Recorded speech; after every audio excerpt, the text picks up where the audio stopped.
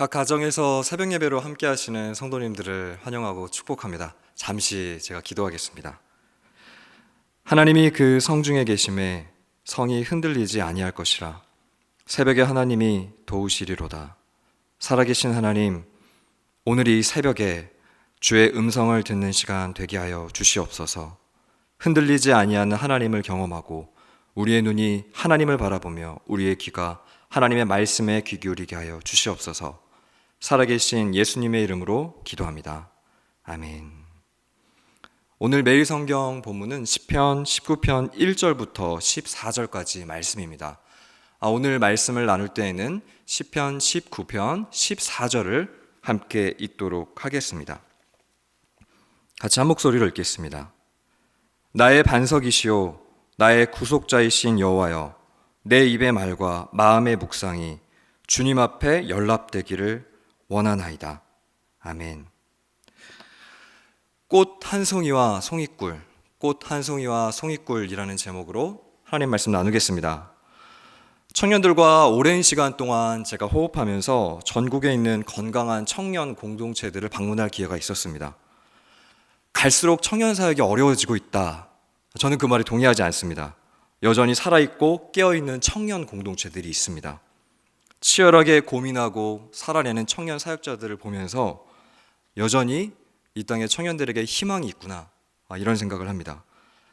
담당 사역자들을 만나면서 제 기억에 깊게 남아있는 한 분이 있는데요.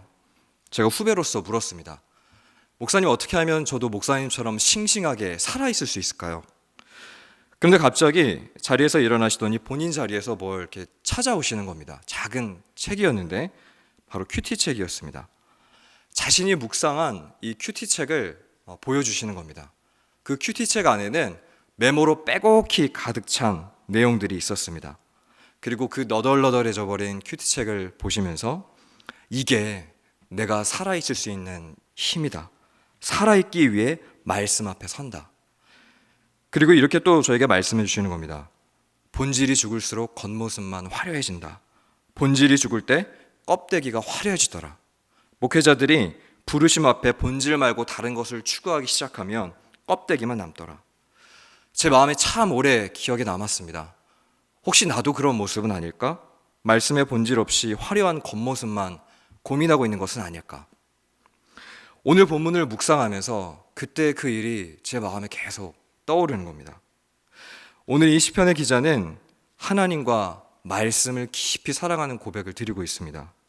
이 시편 19편은 1편과 119편과 함께 토라시로 불립니다. 토라, 말씀, 율법입니다. 그리고 제가 개인적으로도 이 시편 19편은 참 사랑하는 시편입니다. 그 문장 하나하나가 너무 아름답습니다. 존 스토트도 내가 사랑한 시편이라는 책에서 시편 19편을 이렇게 이야기합니다.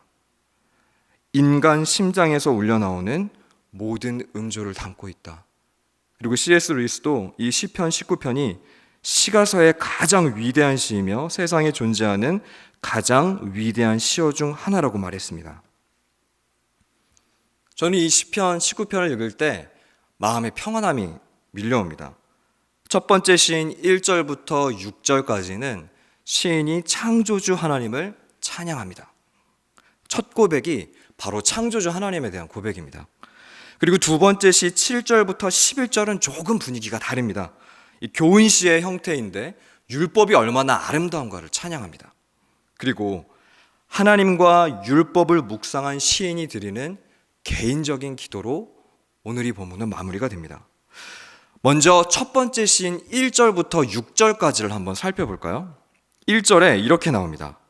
하늘이 하나님의 영광을 선포하고 궁창이 그의 손으로 하신 일을 나타내는도다. 하늘과 궁창이 하나님을 드러냅니다. 단순히 하늘과 궁창만일까요? 모든 만물이 찬양을 한다는 겁니다. 이 세상 모든 것들이 하나님을 드러낸다. 저는 이 본문의 말씀을 묵상하면서 창세기 1장 1절이 떠올랐습니다. 태초에 하나님이 천지를 창조하시니라.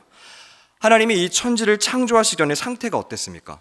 혼돈과 공허, 흑암이었습니다. 하지만 말씀이 들어가자 이 세상에 질서가 잡히기 시작합니다. 혼돈에 빠져 있고 공허하고 어두움에 놓여져 있는 이 세상을 질서와 조화로 빚어가시는 하나님의 손길이 느껴집니다. 그리고 하나님의 영이 운행하자 마치 어미새가 알을 품듯이 이 세상을 품고 생명을 창조해 가시는 하나님의 사랑이 자꾸만 제 마음에 떠올랐습니다.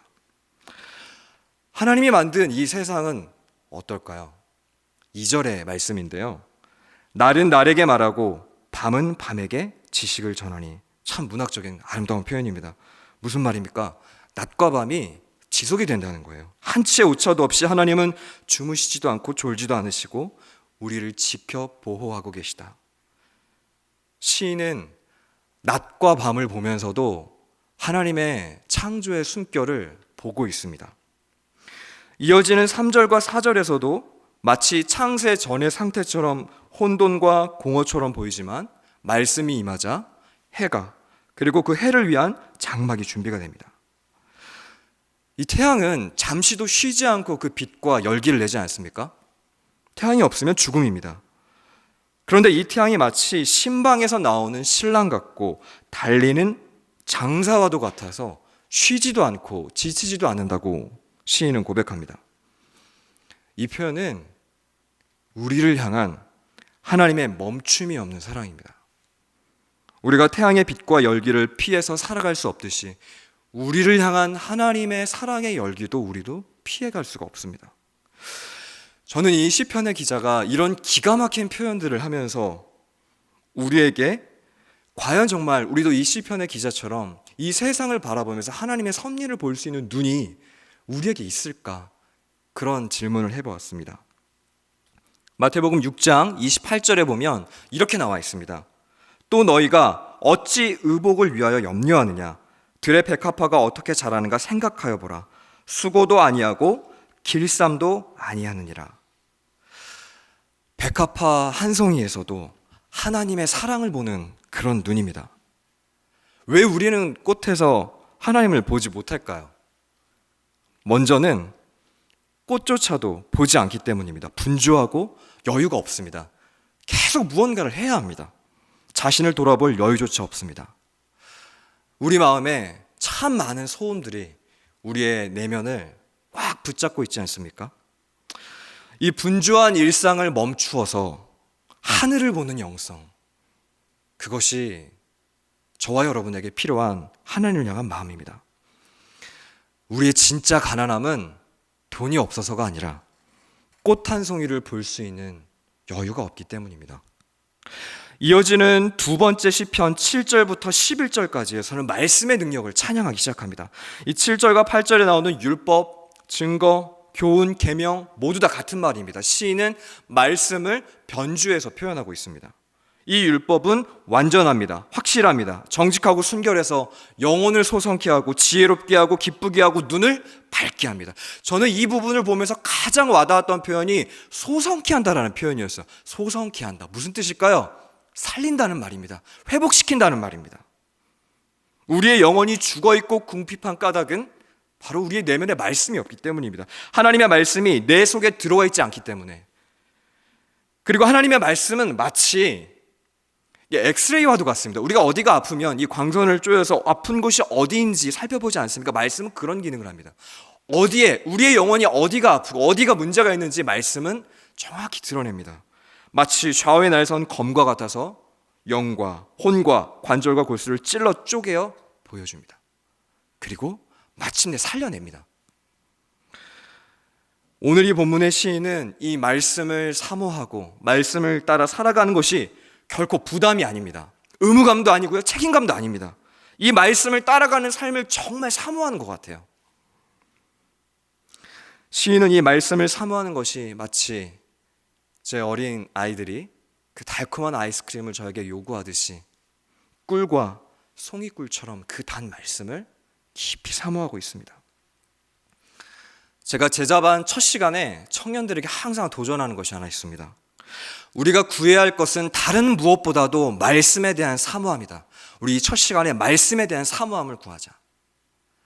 오늘 이 시편의 기자의 고백을 통해서 우리의 영혼에도 말씀을 향한 사모함이 회복되기를 소망합니다. 말씀을 좀 정리하겠습니다.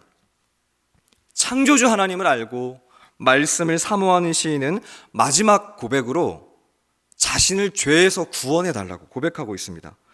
하나님을 묵상하고 또 말씀을 사모하면서도 죄의 영향력이 얼마나 큰지를 시인은 체험적으로 알고 있었기 때문입니다. 죄는 마치 미끼가 달린 낚싯바늘과 같습니다. 처음에는 별로 나쁜 것 같지 않아서 확 덥석 뭅니다. 하지만 한 번 물면 이 영혼을 죽음으로, 파멸로 이끌어가는 것이 바로 이 죄의 영향력입니다. 시인은 하나님께 이 미끼의 실체를 볼 수 있는 눈을 간절히 간구합니다. 이렇게 구할 수 있는 근거가 뭘까요? 14절의 말씀입니다. 나의 반석이시오, 나의 구속자이신 여호와여, 내 입의 말과 마음의 묵상이 주님 앞에 연락되기를 원합니다. 바람이 불고 비가 내리쳐도 피할 수 있는 안전한 곳, 죄가 우리를 인질로 잡고 노예로 잡아도 우리를 구출해낼 수 있는 유일한 분이 하나님이시기 때문입니다. 그 하나님께 우리가 드려야 되는 것은 무엇일까요? 바로 내 입의 말과 마음의 묵상입니다. 내 입의 말과 마음의 묵상. 이번 주 월요일에 온라인으로 성년식이 있었습니다. 비록 온라인이었지만 그 전해주신 내용들을 들을 때 참 은혜가 있었습니다. 부모님과 자녀 간에 말과 말이 이어지고 그리고 마음과 마음이 아주 따뜻하게 전달되는 시간이었습니다. 한 부모님의 고백입니다. 아들의 손편지를 받고 참 뭉클했습니다. 평소 표현하기 어려웠던 감사와 화해, 상처도 치유되는 진심을 나눌 수 있는 시간이었습니다. 하나님도 마찬가지 아닐까요? 하나님은 우리의 생각과 마음을 기다리고 계십니다. 나는 너의 마음을 원한다. 이것이 바로 우리를 향한 하나님의 마음입니다. 제가 20대에 하나님께 마음을 많이 드렸을 때 고백했던 찬양인데요, 찬송가 391장입니다. 오늘 이 찬양을 하나님께 올려드릴 때 주님, 내 입의 말과 내 마음의 묵상이 하나님께 연락되기를 소원합니다. 이 마음을 가지고 함께 고백하도록 하겠습니다. 오 놀라운 구세주, 오 놀라운 구세주, 예수 내 주, 참 능력의 주시로다. 큰 바위 및 안전한 그곳으로 내 영혼을 숨기시네.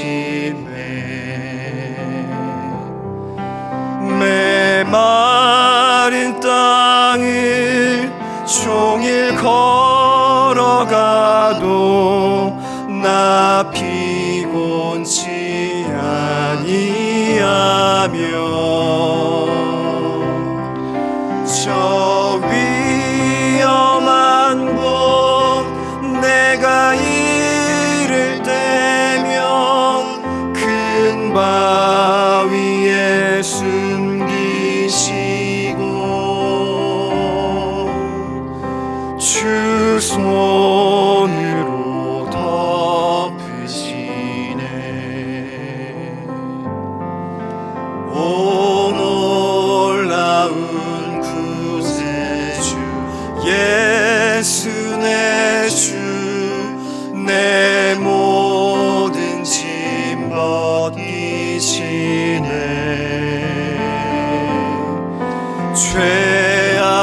죄악에서 날 끌어올리시며 또 나에게 힘 주시네. 메마른 땅을 종일 걸어가도 나 피곤치 아니하며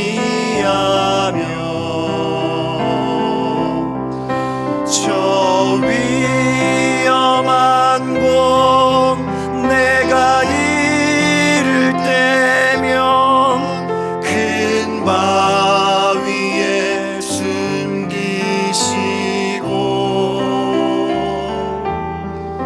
주 손으로 덮으시네. 측량 못할 은혜로 채우시며 측량 못할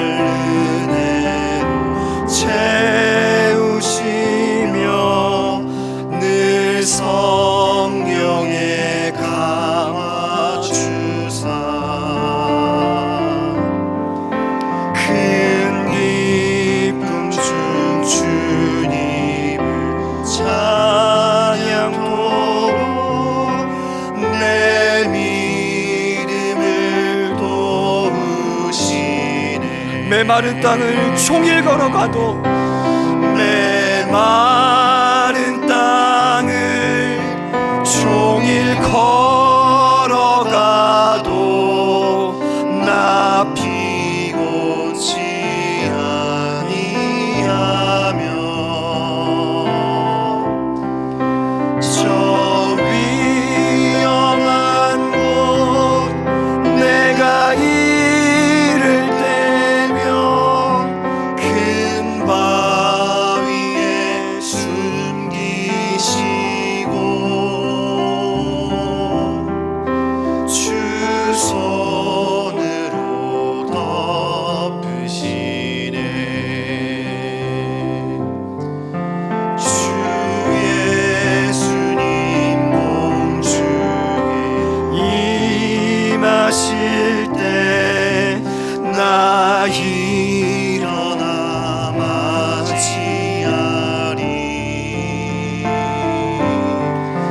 그 구원의 은총을 노래하리. 저 천군과 천사 함께 메마른 땅을 종일 걸어가도 나 피곤치 아니하며 저 위험한 곳 내가 이를 때면 큰 바위에 숨기시고 주 손으로 덮으시네. 이 시간 함께 기도할 때 하나님 만드신 이 세상을 볼 때 하나님의 숨결을 볼 수 있는 영적인 눈을 열어 주시옵소서. 창조주 하나님이 만드신 이 세상을 경탄함으로 살아가게 하여 주시옵소서. 분주한 일상에서 언제 어디서든지 하늘을 바라볼 수 있는 여유와 믿음을 더하여 주시옵소서. 하나님의 말씀이 우리의 영혼을 소생케 하고 말씀을 사모하는 영을 우리에게 부어 주시옵소서. 죄가 인생을 지배하지 않게 하여 주시고 우리의 영혼을 보호하시고 하나님께 드리는 것이 정직한 생각과 마음이게 하여 주시옵소서. 이 시간하여 합심으로 기도하며 나아가도록 하겠습니다. 함께 기도하겠습니다. 하나님 아버지, 하나님이 만드신 이 세상을 바라보며 믿음으로 볼 수 있는 눈을 허락하여 주시옵소서.